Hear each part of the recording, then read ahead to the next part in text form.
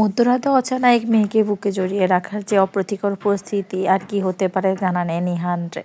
রাতের বেলা রাস্তা ফাঁকা, বাস চলছে সাই সাই গতিতে, ঘুমন্ত যাত্রী সমেত নিস্তব্ধ বাসটাকে মিত্রপুরের সঙ্গে তুলনা করলেও ভুল হবে না। অবশ্য চট্টগ্রাম টু ঢাকা সিটিং বাসে রাত কাটানোর জন্য ঘুমের বিকল্প নেই। বাইরে বৃষ্টি নেমেছে, যে জমাজম শব্দের মন মাতানো আবাস প্রকৃতি আনাচে কানাচে। মেয়েটা বসেছিল জানালার পাশে। বাসের অন্য সব জানালা খোলা থাকলেও জড়ো বাতাস শুরু হওয়ার মাত্রই জানালাটা আটকে দিয়েছিল সে। বৃষ্টি প্রচণ্ড প্রিয় হওয়া সত্ত্বেও তখন জেঁচে পড়ে কিছু বলেনি নিদ্রান। পাশে মেয়েটাকে তাকে গায়ে পড়া স্বভাবের ভাবে হাত বাড়িয়ে জানালাটা খুলে দিল নিদ্রা। সঙ্গে সঙ্গে বৃষ্টির ছাটাওয়ালা ধমকা হাওয়া ছুঁয়ে দিল তার সর্বাঙ্গ।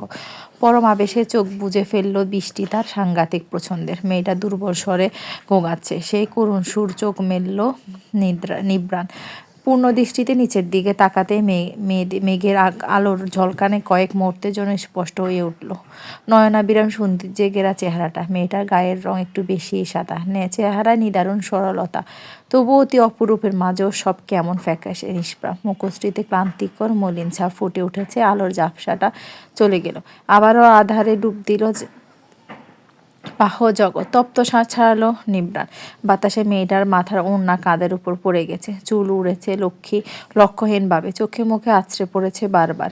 দ্বিধাগ্রস্ত হাতে কয়েকবার চুলগুলো কানের পিছে গুছিয়ে দিল নিব্রান। লাভ হলো না, অবাধ্য চুল উড়েই যাচ্ছে। উপায়ন্তর না পেয়ে হাতে পড়া শখের রাবারের বিচ বেলটা খুলে দিল নিব্রান। চুলগুলো আলগোছে কুচিয়ে ঢিলেঢালা একটা জুটি করে মাথায় ওড়নাটা ভালো করে তুলে দিল। মেয়েটার শরীরে জ্বর আসছে, কাছাকাছি থাকার ফলে কপাল না ছুঁয়ে বোঝা যাচ্ছে। নিব্রান একবার ভাবলো ডেকে তুলে দেবে, ফের ভাবলো থাক, ঘুমাচ্ছে ঘুমাক, ডাকার দরকার নেই, শরীরটা হয়তো খুব অসুস্থ।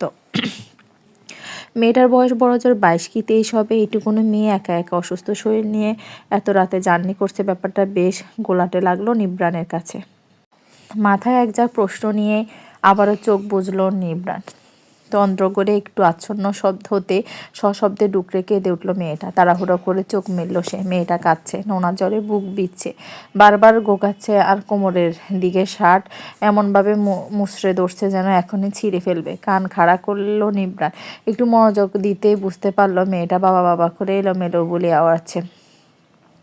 এবার প্রচণ্ড মায়া হলো। দ্বিধাদ্বন্দ্ব বলে গালের পানি মুছিয়ে দিল নিব্রান। শার্টটা ধরা হাতটার উপর আলতো করে হাতটা রাখতে মেয়েটা এমনভাবে তা আঁকড়ে ধরল যেন কোনো খেয়ে হারা নৌকা শত প্রতীক্ষার পর একটা শক্তপোক্ত খুঁটে পেয়েছে। ছেড়ে দিলে সে আবারও ভেসে যাবে উত্তাল অর্ণবে। ছোট করে শ্বাস ফেলল নিব্রান। মাথার ওড়নাটা নামিয়ে স্নেহের সহিত কিছুক্ষণ চুলের ভাঁজে হাত বুলিয়ে দিতে কান্না থেমে গেল। শান্ত স্নিগ্ধ তরুণীর মতো ঘুমিয়ে পড়ল মেয়েটা। মাথা থেকে হাত সরালো নিব্রান। স্নেহার্দ্র নয়নে চেয়ে বুকের মাঝে আগলে ধরে রাখলো সারা রাত। আকাশে সূর্যের দেখা মেলেনি। কালো স্বতঃস্ফীত মেঘ এখনো ঘুরে বেড়াচ্ছে নির্বিঘ্নে। বৃষ্টি পড়ছে গুড়ি গুড়ি। শীতল ঠান্ডা পরিবেশ একটু শীত শীত অনুভূত হতে ঘুম ভাঙল রাত্রির। চোখের উপর কালো ছায়া কয়েক মুহূর্ত লাগলো। নিজের অবস্থানটা বুঝে যেতে খানিকটা চমকে উঠল সে। মাথাটা ঘুরিয়ে উপরে তাকাতে লোকটা চিবুক চোখে বলল, সিটে মাথায় এলিয়ে ঘুমাচ্ছে, হাতটা তার চুলের ভাঁজে ডুবানো। লজ্জা বয়ে অস্থির হয়ে উঠল রাত্রি। হুড়মুড় করে সরে যাওয়ার জন্য নড়তেই ডুলু ডুলু চোখে তাকালো নিব্রান। রাত্রিকে সজাগ দেখে নিজে হাতটা সরিয়ে নিল মাথা থেকে। এক দাসে বসে থাকতে থাকতে পিঠে ধরে গেছে। বার কয়েক পিট করলে চোখ পরিষ্কার করলো সে। হাত ঘড়িতে সময় দেখে নিল, সকাল 7:10। আপনার জ্বর কমেছে? বরাট কণ্ঠে প্রশ্ন করলো নিব্রান। উত্তর দিতে পারল না রাত্রি। জড়সড় হয়ে স্তব্ধিত দৃষ্টিতে চেয়ে রইল শুধু। তার রাতে জ্বর এসেছিল, লোকটা এবার তাকে এভাবে কেন ধরেছিল? রাত্রি উত্তর না পেয়ে নির্দ্বিধায় তার কপালে হাতের উল্টো পেট ছুঁয়ে দিল নিব্রান। অপ্রস্তুত হয়ে বলল রাত্রি। নিব্রান দ্রুত হাত সরিয়ে নিল, নরম গলায় বলল, জ্বর নেই, পানি খাবেন? একটু সময় নিয়ে মৃদুভাবে দুপাশে মাথা নাড়ালো রাত্রি। অপর হাত তখনও অবাধ্য নিব্রানের হাতের মাঝে। নিব্রান আবারও সিটে মাথা এলিয়ে দিয়েছে। চোখের রাজ্যে ঘুম। রাত্রি ইতস্তত করল, নিমেলিত সংকুচিত কণ্ঠে বলল, হাত ছাড়ুন। মেয়েটার কণ্ঠটা চিকন, শুনতে খুব মিষ্টি লাগে। নিব্রান হাসলো, চোখ বন্ধ অবস্থাতে স্পষ্ট ভাষায় বলল, আপনি ধরে রেখেছেন মিস, আমি নই।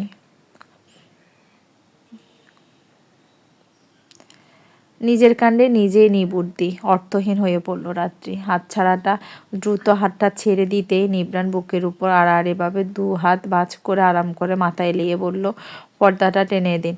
আর চোখে লোকটা ধারালো নজরে দেখে নিল রাত্রি। পরনে ব্ল্যাক কালারের পলো শার্টের সঙ্গে ব্লু জিন্স, চেহারাটা সুপুরুষ, চালচলনে আভিজাত্যের ছোঁয়া। কথাবার্তায় ব্যক্তিত্বটাও তেমন নড়বড়ে লাগলো না। গোপনে একটা দীর্ঘশ্বাস ফেলল রাত্রি। সিটিং বাসে জানালা দরজ পর্যন্ত লাল রঙের পর্দা দেওয়া। আস্তে করে পর্দাটা টেনে নিল সে। ঢাকা পৌঁছাতে হয়তো আর ঘন্টা খানেকের মতো লাগবে। গতকাল বিকেলের দিকে সে শেষ খেয়েছে, রাতে কিছু খাওয়া হয়নি। সন্ধ্যা রওনা দিয়ে বাস স্টপ পর্যন্ত আসতে আসতে দেরি হয়ে গিয়েছে। মাথাটা ঝিমঝিম করছে, দুর্বল লাগছে খুব। ব্যাগ থেকে ফোন বের করলো রাত্রি। মায়ের নাম্বারে ডায়াল করতে যেও থেমে গেল। মা এখন ঘুমের ওষুধ খেয়ে ঘুমাচ্ছে, ফোন ধরবে না। ফোনটা আবারও ঢুকিয়ে রাখলো সে। চোখ বুঝতেই বুঝলো মস্তিষ্কে টনটনে ব্যথাটা আবারও শুরু হয়েছে। ইদানিং আবার হুটহাট মাথা ব্যথা করে। এত ঝড়ঝাপটা হয়তো তার ছোট্ট মস্তিষ্কটা সামলে উঠতে পারছে না।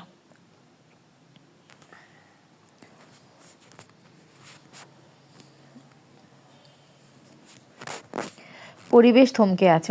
আগত ঝড়ের পূর্বাভাস, এই থমথমে ছাইরঙা গগন। হিমেল হাওয়া দলবল নিয়ে ছুটে বেড়াচ্ছে একুল থেকে উকুল। বাস থেমে গেছে, ট্রামমশারা হানা দিয়েছে, চরম আলোকশূন্যতায় ভুগছে পরিবেশ। বাস থেমে গেছে স্টপে। যাত্রীরা নেমে গেছে ধাক্কাধাক্কি করে। গায়ের ওড়না খুলে ভালোমতো পেঁচিয়ে নিয়ে উঠে দাঁড়ালো রাত্রি। নিবরান ঘাড় ফিরিয়ে এক নজর দেখে নিল তাকে। মেয়েটা এক হাতে সামনের সিট ধরে, অপর হাতে নিজের ব্যাগটা তুলে নিয়েছে। চোখে মুখে ঘোর দুর্বলতা, কেমন ফানসে ফিকে হয়ে গেছে। অবিলম্বে হাত বাড়িয়ে দিল নিবরান। ব্যাগের দিকে ইশারা করে নমনীয় কণ্ঠে বলল, আমাকে দিন।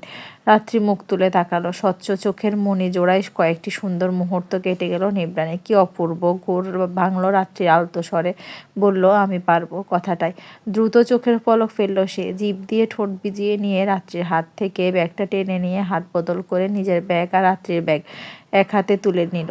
রাত্রি আমতা আমতা করলো, চোখটা গোলাটে হয়ে আসছে বারবার, মাথা ঘোরাচ্ছে। তবু অন্যের উপর নির্ভরশীল হওয়া তার স্বভাব নয়। আচমকায়ে বেসামাল হয়ে পড়ল সে। পর মুহূর্তে সামনের সিটটা শক্ত করে ধরে দুইবার চোখের পাপড়ি ঝাপসে হাত এগিয়ে দিল। ব্যাগটার দিকে চেয়ে এলোমেলো স্বরে বলল, দেখুন আমি পারবো, দিন। নিবরান দিল না তো নাই, উল্টো রাত্রির মেলে রাখা হাত নিজের হাতের মুঠোয় টেনে নিয়ে গম্ভীর স্বরে বলল, আপনি নিজে ভালো করে দাঁড়াতে পর্যন্ত পারছেন না, আবার পারবো পারবো করছেন। আসুন আমার সাথে। রাত্রি গোল মেলে দৃষ্টি নিক্ষেপ করলো। মাথাটা সত্যি প্রচণ্ড ঘোরাচ্ছে। এই ঠান্ডা বাতাসেও কপালে বিন্দু বিন্দু ঘাম। তবুও নিজেকে সামলে নিস্তেজ স্বরে বলল, আমি। তার বাক্য শেষ করতে দিল না নিবরান। হাতটা টেনে নিজের একটু সামনে দাঁড় করিয়ে দাঁতে দাঁত চেপে বলল, চুপ করে আস্তে আস্তে নামুন। কথা বাড়ালো না রাত্রি। নিঃশব্দে নিবরানের হাত ধরে রাস্তায় নেমে এলো। রাস্তায় পানি জমেছে, কাদা পানিতে ঝপাঝপ শব্দ তুলে মানুষজন হাঁটছে। বাতাসের বেগ বেড়ে গেছে। নিবরান আশেপাশে তাকালো। রাত্রির হাতটা আরো একটু শক্ত করে ধরে খুব সাবধানে এগোতে এগোতে বলল, কোথায় যাবেন আপনি? সিএনজি ঠিক করে দিই। সিএনজি শব্দটা কানে যেতেই মিয়ে গেল রাত্রি। সিএনজিতে যাওয়া পর্যন্ত পর্যাপ্ত টাকা বা ইচ্ছে কোনোটাই নেই তার। কিন্তু ওটা তো আর লোকটাকে বলা যায় না। নিবরান ততক্ষণ একটা সিএনজির সামনে যেয়ে দাঁড়িয়েছে। রাত্রির ঠিকানা জিজ্ঞেস করাতে সে আমতা আমতা করে ঠিকানাটা বলে বলল, কাছাকাছি যাবো তো সিএনজি লাগবে না।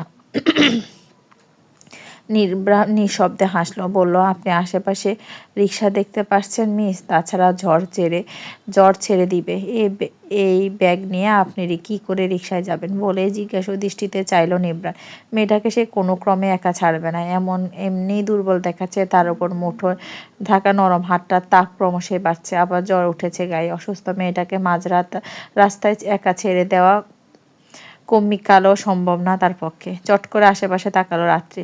আসলেই রিক্সা নেই। ঢাকা শহরে এমনি রিক্সার সংকট, আর বৃষ্টির দিনে তো বলার বাইরে। ছোট করে শ্বাস ফেলল সে। বিনীত স্বরে বলল, আমি কোনো একটা ব্যবস্থা করে নিব, সমস্যা নেই। মেয়েটার অবসন্ন চোখ জোড়া দেখে হঠাৎই কিছু একটা আন্দাজ করলো নিবরান। পরক্ষণে মুচকি হেসে বলল, ভাড়া আমি দিয়ে দিব, আপনি ভেতরে বসুন। ভাড়া আমি দিয়ে দেব কথাটা কানে যেতে এতক্ষণে শান্ত মেয়েটা হঠাৎই কঠিন হয়ে উঠল।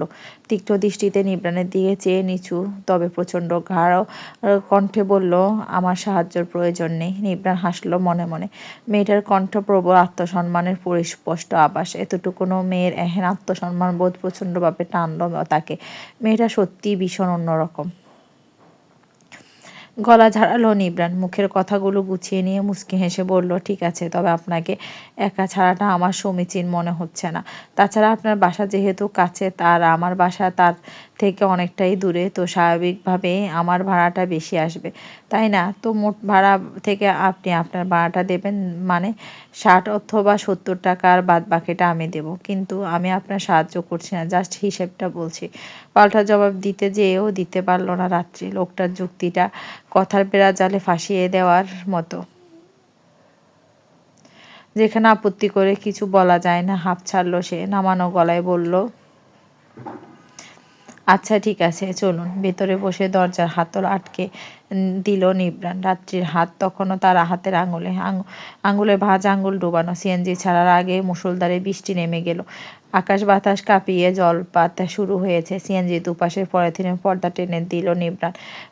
বদ্ধ জায়গাটায় শুধুই ঘন ঘন উম্মন নিঃশ্বাসের চলাচল। পিচ ঢালা রাস্তার বৃষ্টির ফোঁটা পড়ছে ঝুমঝুম করে।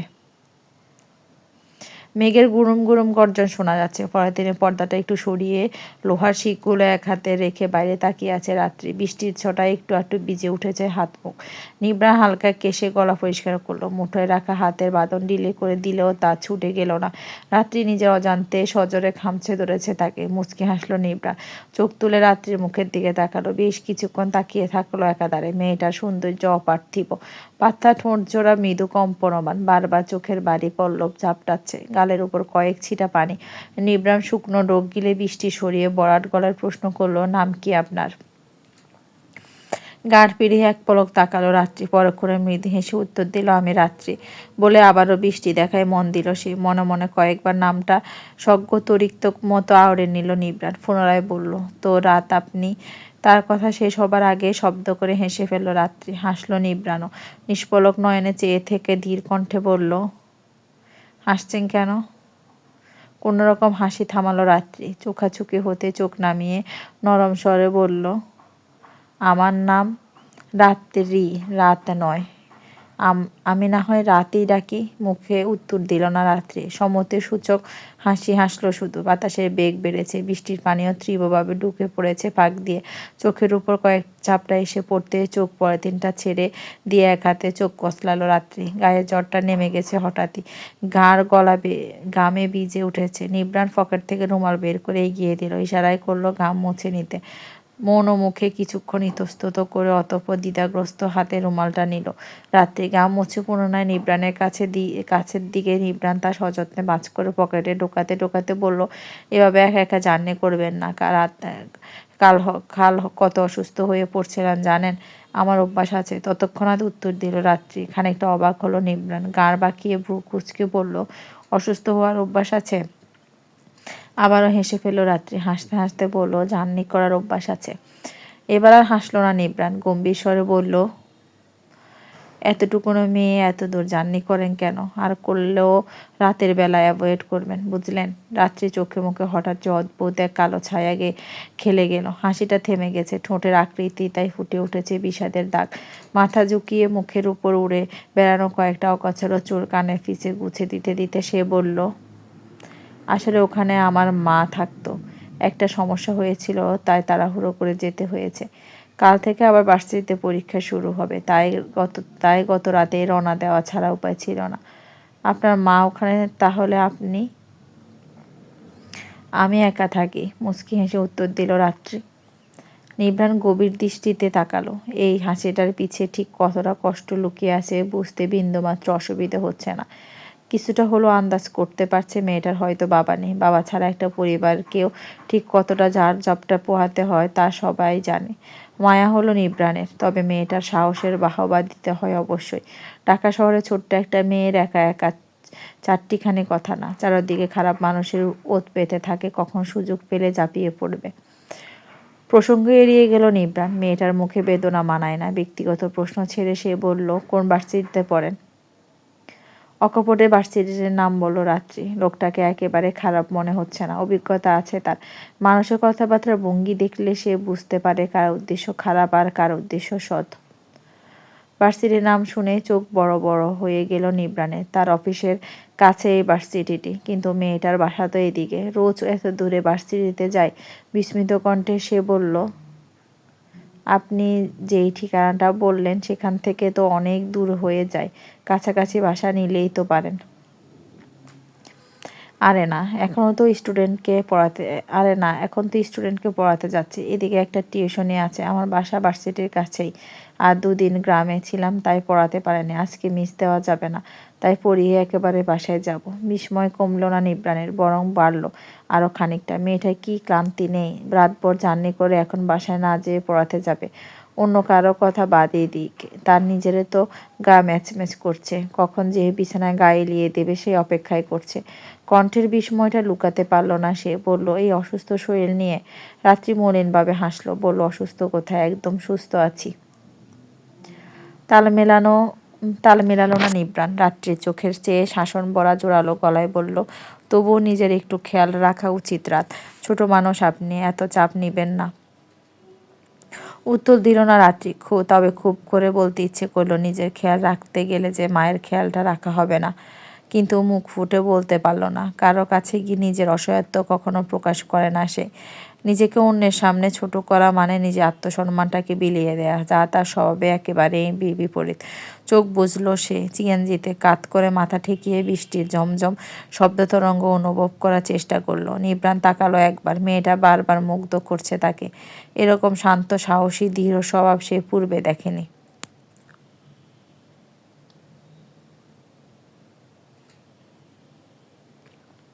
গন্তব্য পৌঁছে গেছে সিএনজি। পুরোটা সময় চোখ বন্ধ করে কাটিয়েছে রাত্রি। চলন্ত বাহনটা হুট করে থেমে যেতে চকিতে চোখ মেলল সে। নড়েচড়ে সোজা হয়ে বসতে নজর গেল নিবরান ধরে রাখা হাতটার উপর। রাত্রি দৃষ্টি অনুসরণ করে নিবরান পিছের গলায় বলল, এবারও আপনি ধরে রেখেছেন। লজ্জা পেল রাত্রি। নিবরান ঠোঁটে দুষ্টামি মাখা হাসি। সেদিকে চোখ পড়তে লজ্জিত ভঙ্গিতে মাথা নামালো সে। তড়িঘড়ি করে হাতটা ছেড়ে দিয়ে ব্যাগ থেকে নিজের ভাগের টাকাটা বের করে নিবরানের দিকে এগিয়ে দিয়ে মিনমিন কণ্ঠে বলল, আপনি একসাথে দিয়ে দিয়েন। ঠোঁট কামড়ে কিছুক্ষণ চেয়ে রইল নিবরান। রাত্রি ঠাই হয়ে দাঁড়িয়ে রয়েছে। টাকাটা বোঝাই যাচ্ছে সে কোনো ক্রমে নিবরানকে পুরো ভাড়া দিতে দিবে না। মনে মনে একটা দীর্ঘশ্বাস ছেড়ে টাকাটা হাতে নিল নিবরান। রাত্রি দেরি করলো না। দ্রুত পলিথিনটা সরিয়ে দরজা হাতল ঘুরালো। নিবরান কিছু বলতে চেয়েও থেমে গেল। ততক্ষণে বেরিয়ে পড়েছে রাত্রি। মাথার উপর এক হাত দিয়ে বৃষ্টি থেকে নিজেকে আড়াল করে অন্য হাতে ব্যাগটা নেওয়ার জন্য হাত বাড়িয়ে দিতে টনক নড়ল নিবরানের। চোখের পলকে টাকাটা প্যান্টের পকেটে ঢুকিয়ে রাত্রি ব্যাগটা নিজের হাতে দিয়ে অপর পাশে দরজা খুলে বেরিয়ে এলো সে। এক প্রকার দৌড়ে হাতের ছাতাটা খুলে রাত্রি মাথার উপর ধরলো। কণ্ঠার আকস্মিকতা থতমত খেয়ে গেল রাত্রি। লোকটা ছাতা কখন হাতে নিল? নিজের ভিজে যাওয়ার উপর ছাতা হাতে রেখেছে কেন? আর ভাবনার মাঝে নিবরান মৃদু ধমকে সুরে বলে উঠল, আপনি কি পাগল নাকি রাত? এই বৃষ্টিতে কেউ এভাবে বেরিয়ে পড়ে? বিহ্বল দৃষ্টিতে তাকালো রাত্রি। বলল, আপনি নিজেই তো ভিজে যাচ্ছেন। বলে নিবরানের বাহুতে আলতো করে ধরে তাকে ছাতার ভেতরে নিয়ে এলো রাত্রি। কুচকানো ব্রুজোড়া ঠিক করে ঠোঁট চেপে মৃদু হাসলো নিবরান। বলল, বৃষ্টি আমার ভীষণ পছন্দ রাত। ভিজতে বেশ লাগে, কিন্তু আপনি বৃষ্টি বিদ্বেষী, আপনি কেন ভিজবেন? মাথা ঝুঁকিয়ে খিলখিল করে হেসে উঠল রাত্রি। এক হাত দিয়ে মুখ ঢেকে হাসতে হাসতে বলল, আপনাকে কে বলেছে আমি বৃষ্টি বিদ্বেষী? ওই যে গত রাতে বাতাস শুরু হওয়া মাত্রই যখন আপনি জানালা আটকে দিলেন তখন। বলে সিএনজি ড্রাইভারকে একটু অপেক্ষা করতে বলে সামনে গেল নিবরান। তার পায়ের সাথে তাল মিলিয়ে এগিয়ে চলল রাত্রি। স্টুডেন্টকে বাড়ির গেটের চাহনের ভেতরে ঢুকে যেতে রাত্রি মুচকি হেসে হাতটা বাড়িয়ে দিল রাত্রি। বলল, দিন, এটুকু আমি পারবো। স্মিথ হাসলো নিবরান। ব্যাগটা রাত্রির কাছে দিয়ে নিজের ডান হাতটা রাখলো রাত্রির মাথার উপর। হক চকালো রাত্রি। চোখ মুখে প্রশ্নাত্মক হয়ে উঠল। নিবরান সেই চাহনি উপেক্ষা করে কোমল স্বরে বলল, সাবধানে থাকবেন রাত। রাত্রি আমতা আমতা করলো। মা বাদে এমন আদর মাখা কথা সে শেষ কবে কার কাছ থেকে শুনেছিল মনে পড়ছে না। মুখের চোয়াল ভারী হয়ে উঠল, চোখ জ্বালা করছে। কিন্তু এই মাঝ রাস্তার লোকটার সামনে কেঁদে ফেলা একেবারে বাচ্চাদের মতো একটা কাজ হবে। বার কয়েক ঢোক গেলে কান্নাগুলো লুকিয়ে ফেললো সে। নিবরান আর সময় নষ্ট করলো না। আলতো করে মাথার দুবার বাড়ি দিয়ে হাত সরিয়ে নিল। বলল, ছাতাটা ধরুন, ফেরার সময় প্রয়োজন হতে পারে। না, করবেন না একদম। লোকটা আদেশ ভরা চোখের দিকে তাকিয়ে আর না করতে পারল না। রাত্রি ছাতাটা নিয়ে বলল, ধন্যবাদ, কিন্তু আপনাকে ফেরত দিব কি করে? ঠোঁটের কোণ প্রসারিত হয়ে গেছে নিবরান। রাত্রি যে এত সহজে মেনে যাবে সে আশা করিনি। বৃষ্টি মাথায় নিয়ে দুশিরি নেমে গেল নিবরান। গলা বাড়িয়ে বলল, যান, আপনার দেরি হয়ে যাচ্ছে। আর আমার ছাতা আমি নিজেই ফেরত নিয়ে যাব। আসি, আল্লাহ হাফেজ। রাত্রির উত্তর শোনার আগে কাদা পানিতে জপ শব্দ সৃষ্টি করে দ্রুত সিএনজি উঠে গেল নিবরান। রাত্রি বিমূঢ় হয়ে চেয়ে থাকা ছাতাটা বন্ধ করে চুপচাপ ভেতরে ঢুকে গেল। সিএনজিতে উঠে বসতে ফোন বেজে উঠল। পকেট থেকে দামি মোবাইলটা বের করে মুচকি হাসলো নিবরান। মা ফোন দিয়েছে। রিসিভ করতে ওপাশ থেকে তেজি স্বর আসলো, বাড়িতে পৌঁছেছিস? একটা ফোন পর্যন্ত দেশ না। কতবার বলি গাড়ি নিয়ে চলাফেরা কর। চট্টগ্রাম থেকে ফিরলি তাও বাসে করে। কি দরকার ছিল এই ঝড় বাতলের মধ্যে? নিবরান নির্বিকার ভঙ্গিতে উত্তর দিল, সবসময় তো গাড়িতে আসা যাওয়া করি মা, এইবার শুধু বাসে আসলাম। আমি আর আধা ঘন্টার মধ্যে পৌঁছে যাব। পৌঁছে তোমাকে ফোন দিতাম, বুঝলে? কেন যে এত টেনশন করো তুমি? নাহিদা হাসলেন, বললেন, একা একা না থেকে তোর নিজের বাড়িতে চলে আয় বাবা, তাহলে তো আমি চিন্তামুক্ত হয়ে যাই। তপ্ত শ্বাস ছাড়ল নিবরান। মা প্রতিদিন নিয়ম করে একটা কথা বলবে তাকে। দিন শেষে রাত নেমে আসা যেমন বাধ্যতামূলক, তেমনি দিন শেষে একটাবার হলো মায়ের এই কথাটা শোনাও যেন বাধ্যতামূলক। কথাটার পর আর কখনো কথা বাড়ায় না নিবরান। এবারও ব্যতিক্রম হলো না। বরাট গলায় বলল, আচ্ছা রাখছি মা, পরে কথা হবে, বিকেলে ফোন দিবনি। বিরস কণ্ঠে সম্মতি জানিয়ে ফোন রাখলেন নাহিদা। ছেলের এক রোখাস জেদি স্বভাব সে ছোট থেকে। একবার যা বলে সে কথা নড়চড় কখনো হয় না। পৃথিবী উল্টে যাক, তবুও সে নিজের সিদ্ধান্তে অনড়। দুপুর হয়ে গেছে প্রায়। বৃষ্টি থেমেছে অনেক আগে, তবে আকাশ মেঘলা হয়ে আছে। রুমে ঢুকেই ধপ করে বিছানায় বসে পড়ল রাত্রি। শুয়েও পড়ল প্রায় সাথে সাথে। শরীর ভেঙে ঘুম আসছে, আবার ক্ষুধেও লেগেছে প্রচণ্ড। বেশ কিছুক্ষণ মরার মতো পড়ে থেকে উঠে বসলো সে। গা থেকে ওড়না সরিয়ে চুলে হাত দিতে একটু খটকা লাগলো। তার চুল তো বাঁধা ছিল না এতক্ষণ, খেয়াল করেনি। চুলে জুটি বাঁধলো কখন? দ্রুত হাতে জুটি খুলল সে। হাতের মুঠোয় রিচব্যান্ডটা আসতে ব্রুজোড়া আপনা আপনি কুঁচকে এলো। ছেলেটা হাতের রিচব্যান্ড, মাঝখানে আবার সাদা ইংলিশে অক্ষরে লেখা নিবরান। কালো রঙের মধ্যে সাদা অক্ষরে ফুটিয়েও রয়েছে। তার মানে হয়তো লোকটা তাকে এটা দিয়ে জুটি বেঁধে দিয়েছিল। আর নিবরান কি লোকটার নাম? এমন নাম হয় নাকি কারো? মাথা ঘামালো না রাত্রি। দেখা গেল ফেরত দিয়ে দেবে। তবে ব্যান্ডটা পরার টেবিলের ড্রয়ারে রেখে ব্যাগ থেকে জামা কাপড় বের করে গোসলে ঢুকে গেল। বিলাসবহুল ফ্ল্যাটে থাকে নিবরান। মা বাবা ছোট ভাইও শহরে থাকে, কিন্তু আলাদা। সে নিজের ফ্ল্যাট কিনেছে, কয়েক বছর হয়ে গেছে। এরপর আর বাড়ি যায়নি। চট্টগ্রাম গিয়েছিল নিজের অফিসের একটা কাজে। বাবার অবশ্য নিজস্ব ব্যবসা আছে, কিন্তু সেটাই তার আগ্রহ নেই। রুমে এসে জামা কাপড় বদলে একেবারে শাওয়ার নিয়ে ফ্রেশ হয়ে বেরোলো নিবরান। বাসায় মেড সব রান্নাবান্না করে দিয়ে যায়। এই 3 দিন সে ছিল না, আজকে ফিরে আসবে বলে রেখেছিল। তাই সকালে এসে ঘর পরিষ্কার করে খাবার রেডি করে দিয়ে গিয়েছে। এজন্য অবশ্যই তাকে বেশ মোটা অঙ্কের বেতন দেওয়া হয়। ছোট করে একটা শ্বাস ফেলে রুমের এসি চালিয়ে দিল নিবরান। জীবনে তার টাকার অভাব না থাকলেও সুখের বড়ই অভাব। এই যে একা একটা ফ্ল্যাটে সে থাকে, যতই বলুক না কেন তার কোনো সমস্যা হচ্ছে কিনা, দিন শেষে এটা পরিপূর্ণ পরিবারের অভাবটাই তার নিত্যদিনের সঙ্গী হয়। দ্বিতীয় সাক্ষাৎটা হতে তেমন দেরি হয়নি। পরের দিন বিকেলে টিউশনি করিয়ে বাসার নিচে নামতেই নিবরানের মুখোমুখি হয় রাত্রি। তবদা খেয়ে কিছুক্ষণ তাকিয়ে থাকে। লোকটাকে সে এই সময় এখানে আশা করেনি, ভাবেনি এত তাড়াতাড়ি আবার দেখা হবে। লোকটা নিশ্চয় ছাতা ফেরত নিতে এসেছে, কিন্তু লোকটা জানলো কি করে সে আজ বিকেলে পড়াতে এসেছে? সে যাই হোক, সে তো ছাতাটা সঙ্গে আনেনি। মুহূর্তে কপালে সূক্ষ্ম চিন্তার বাঁধ স্পষ্ট হয়ে উঠে রাত্রে। তাকে দেখে ঠোঁট এলিয়ে হাসে নিবরান। জবাবে সৌজন্যমূলক হাসে রাত্রি। নিবরান বলে, কেমন আছেন? রাত্রি ক্ষীণ কণ্ঠে জবাব দেয়, জি ভালো, তবে একটু সময় নেয়। তারপর কাচুমাচু করে বলে, আপনি নিশ্চয় ছাতাটা নিতে এসেছেন? ছোট ছোট চোখ ছোট ছোট করে তাকায় নিবরান। পরক্ষণে গোলমেলে কণ্ঠে বলে, জি, ছাতাটা নিতেই আসলাম।